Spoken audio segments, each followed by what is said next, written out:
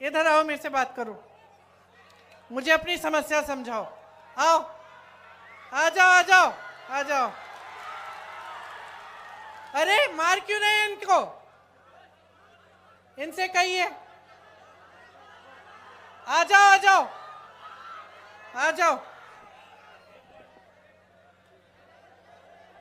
मैं बुला रही हूं, आने दीजिए, आने दीजिए इन्हें।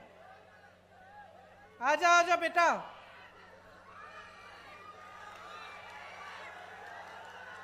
आ जाओ, शाबाश। आओ, ऊपर आओ। उसको पकड़ो मत। अरे कुछ नहीं, आने। इधर आओ। नाम क्या है तुम्हारे? आसिफ खान।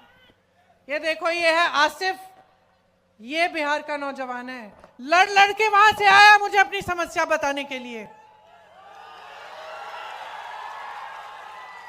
ये है बिहार का नौजवान जो अपने अस्तित्व को समझता है, अपने अधिकारों को समझता है, जो लड़ता है अपने अधिकारों के लिए, जो समझ रहा है कि इसके साथ क्या हो रहा है आज।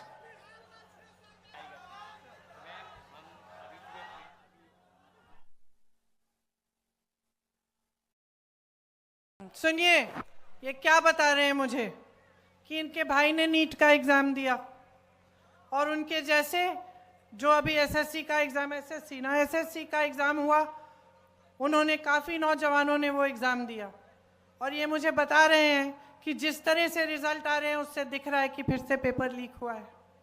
कह रहे हैं कि जब प्रदर्शन करने गए, अपने अधिकार मांगने गए, तो इनको पुलिस ने पीटा, कि प्रशासन ने दबाने की कोशिश की। जैसे यहां पे जब अपनी बात करने लगे तो आपने इनको रोका।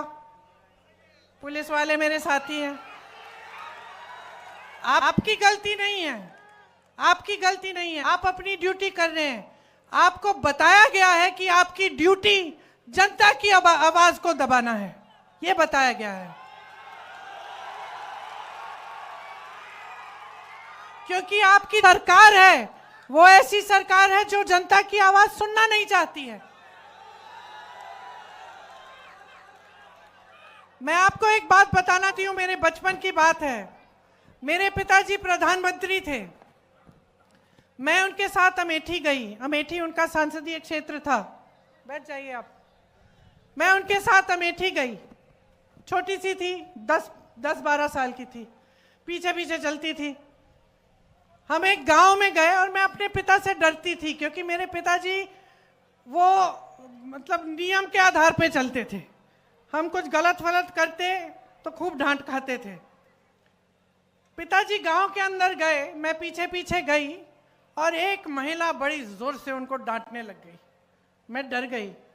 मैंने सोचा ये महिला कैसे डांट रही है मेरे पिताजी को। अब आप सोचिए, मेरे पिताजी प्रधानमंत्री थे, गांव के अंदर गए, गांव की महिला ने उनको खूब डांटा कस के। क्यों? क्योंकि भैया तुम 7 महीने पहले आए थे, तुमने हमें कहा था कि यहाँ पे नल लगवाओगे। 7 महीने निकल गए हैं, तुम हमारे सांसद हो, तुम प्रधानमंत्री हो, अभी तक तुमने नल नहीं लगवाया। डांटा उन्होंने। तो मैंने सोचा, मैं छोटी सी थी, मैंने सोचा तो भैया अब तो पिताजी डांटेंगे, तो मैं और डर गई।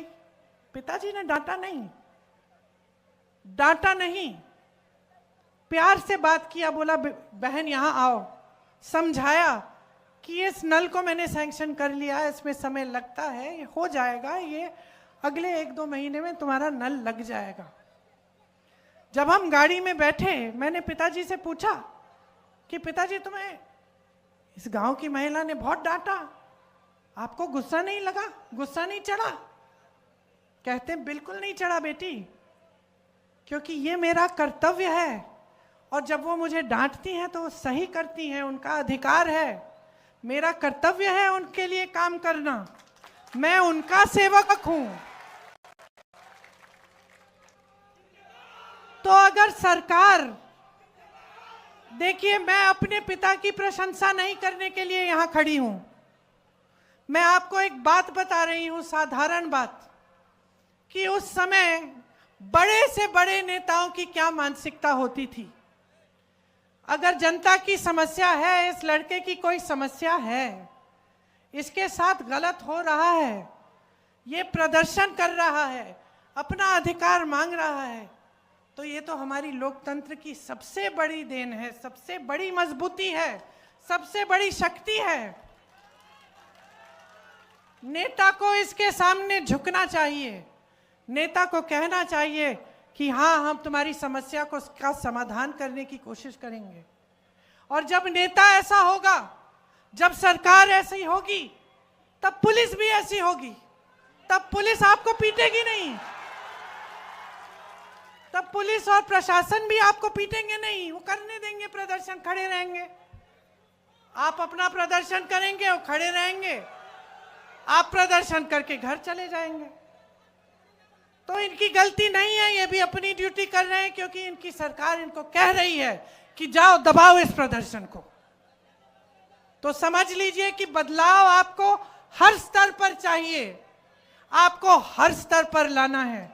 आपको मानसिकता का बदलाव चाहिए, आपको सरकार जैसे चलती है उसमें बदलाव चाहिए, आपको भ्रष्टाचार खत्म कराने के लिए बदलाव चाहिए, आपको विकास लाने के लिए बदलाव चाहिए, आपको अपने भविष्य को मजबूत बनाने के लिए बदलाव चाहिए। बदलाव लाइए, आपके हाथों में है, आपके ही हाथों में है। बिहार को शक्ति दीजिए।